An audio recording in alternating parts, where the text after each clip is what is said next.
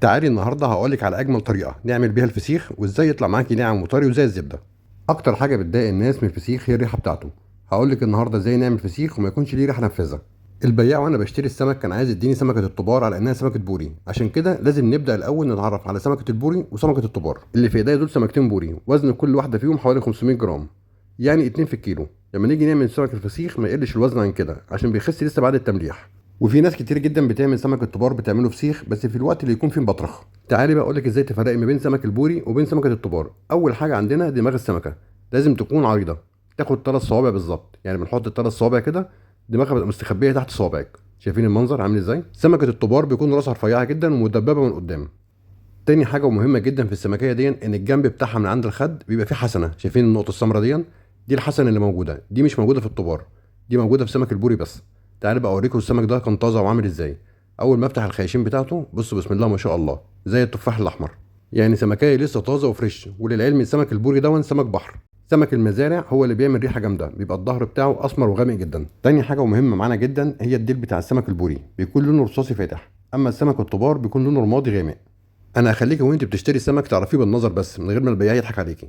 هتمسكي سمكه البوري كده بالطريقه دي، لو لقيت البطن بتاعها عامله بومبي زي ما انتم شايفين كده يبقى ده سمك بوري. سمكه الطبار بيكون بطنها عدله ومستقيمه. يلا بينا نغسل السمك عشان نعمل احلى شويه فسيخ. اهم حاجه عشان يطلع معاك الفسيخ ناجح وما يحصلوش مشكله بعد التمليح، لازم السمكيه وانت بتغسليها تكون واقفه تحت الميه. هنخلي راس السمكيه لتحت والديل هو اللي فوق، وهنبتدي نغسلها عادي جدا كده. ما تقلقيش من حاجه خالص وانت بتغسلي السمكيه. انا هغسل الديل كويس جدا وهغسل جسم السمكيه وهغسل كمان الخياشيم من جوه. يعني انا هدخل ميه في الخياشيم وما تقلقيش من كده، بالعكس ده انا كده بنضف الخياشيم عشان خاطر بعد كده في التمليح ما يحصلش مشكله. بس طبعا كل الكلام اللي انا بقوله واحنا محافظين على راس السمكيه يكون تحت. الهدف من كده احنا مش عايزين نقطه ميه تخش في بطن السمكيه من جوه.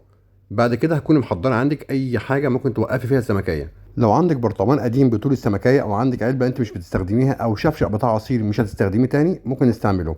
بس انا لقيت طريقه احلى من الكلام ده كله. كان عندي حته دباره اللي احنا بنستخدمها في اللحمه البارده، انا جبتها وربطت السمكتين من الديل كده، والطريقه دي هتخليني انزل كل الدم والعصاره اللي موجوده في السمكه. هعلقها في اي حاجه واحط تحتيها طبق زي ما انتم شايفين بالمنظر كده. وبصراحه الطريقه دي احلى من الطريقه بتاعه البرطمان، لان في حاله البرطمان السمكيه بتكون راسها ملامسه الميه، لكن هنا بص المنظر انا سبتها بالظبط هنا حوالي 4 ساعات لما اتشمعت وصفت اي سوائل ممكن تكون موجوده جواها. لو وصلتي معايا لحد هنا اوعي تنسي تحطي اللايك والكومنت الجميل بتاعك. تعالي بقول لك على المكونات اللي هنحطها عشان نعمل احلى شويه فسيخ. اول حاجه معايا معلقه كبيره من الكركم، معلقه كبيره من الشطه. اهم مكون معانا هو الملح، لازم نستخدم ملح خشن، الملح الناعم مش هينفع معانا. انا هنا استخدمت حوالي نص كيلو من الملح الخشن، هتجيبيه من اي عطار. شايفين المنظر عامل ازاي؟ تعالوا بقى نظبط الخلطه اللي هنحطها في الفسيخ بتاعنا. اول حاجه انا هنزل بمعلقه كبيره من الكركم، تاني حاجه معايا معلقه كبيره من الشطه. وما تخافيش مش بيخلي الفسيخ بتاعك حراق ولا حاجه، لكن هي كلها مواد حافظه. اهم حاجه معلقتين الزيت دول اللي هيخلوا كل المكونات دي تلزق على الملح بتاعنا ويكون بالشكل الجميل بص المنظر عامل ازاي، كل المكونات لزقت على الملح بتاعنا. نركن بقى كل الكلام ده على جنب ونجيب البشاميل بتوعنا، السمكتين الحلوين. شايفين عاملين ازاي؟ طبعا انا كنت رابطهم من الديل عشان خاطر بصفي اي سوائل موجوده في البطن. هقص الدباره اللي انا كنت عاملها على الديل والسمكيه دي في الصيف تسيبيها مثلا حوالي 4 5 ساعات، اما في الشتاء المده ممكن تزيد عن كده. ومن اهم اسباب نجاح الفسيخ بتاعك عشان خاطر ما تتفاجئيش في الاخر باي مشكله، ان احنا طول ما احنا شغالين في مرحله التحضير بنتاكد ان مفيش اي سوائل في الخياشيم. يعني انا كنت حاطط مناديل هنا انا شلتها، وابتدي برضو اجفف الخياشيم تاني باي مناديل موجوده عندي واتاكد ان مفيش اي سوائل. وكمان من البق بتاع السمكيه انا برضو هحط مناديل وابتدي اجفف اي سوائل موجوده فيها. لو مشيتي على الخطوات اللي انا بقولك عليها تتاكدي ان انت هتاكلي شويه فسيخ زي الزبده، وما تقلقيش من اي حاجه ممكن تحصل في الفسيخ في وقت التمليح.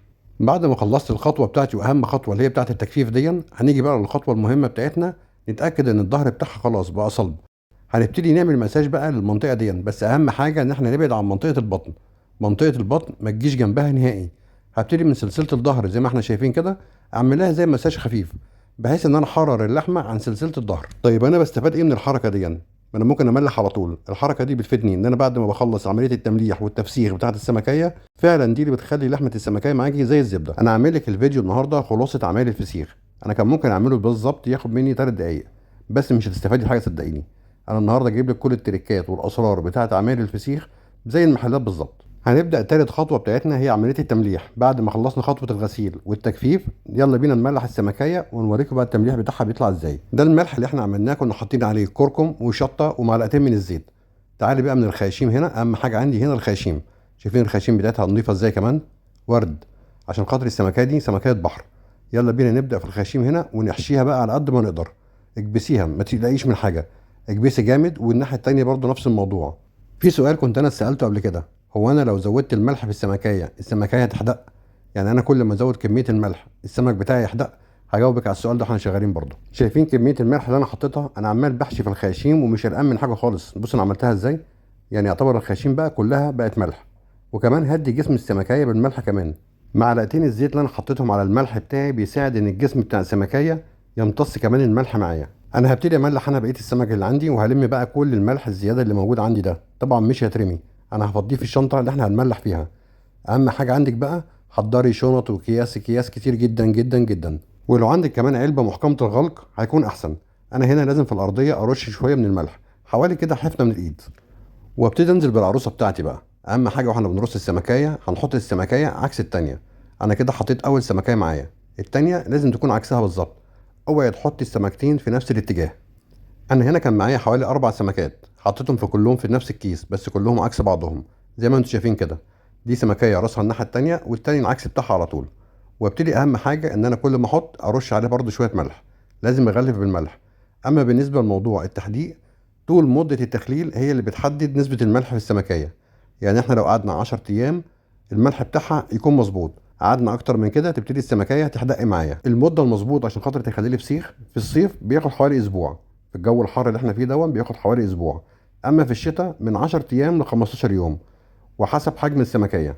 انا عايزك تركزي معايا في الخطوه دي كويس جدا، من اهم خطوات برضو تخليل الفسيخ. بعد ما رصينا الفسيخ بتاعنا او السمك بتاعنا في الشنطه كل واحده عكس التانيه، لازم نفرغ الهواء من الكيس. انا لفيته لحد دلوقتي في حوالي 5 شنط، ده غير الاسترتش اللي انا لسه هلفه فيه. اهم حاجه ان انا بعمل كده عشان اعزل السمكيه عن اي مصدر هواء يخش لها. ويا سلام لو عندك علبه من علب التلاجة اللي هي الكبيره قوي. بعد ما بتخلصي لف الاسترتش وتحطي كل الاكياس دي، حطي الفسيخ كله في العلبه ان هينزل برضو سوائل ميه. انا عايز اقول لك والله ان السمكيه دي بعد ما قعدت مده التخليل بتاعتها ما طلعش منها ريحه نهائي خالص. بعد ما خلصنا هنسيبها لمده اسبوع، واستنوا بقى فيديو ما نفتح على فسيخ. وهنا بالظبط كان عدى اسبوع على مده التخليل. زي ما انتم شايفين كده اللحمه طالعه دايبه وناعمه جدا، وكمان بتسيب الجلد لوحدها. طب دي نتيجه ايه؟ نتيجه التخليل الصح، وكمان الملح الخشن.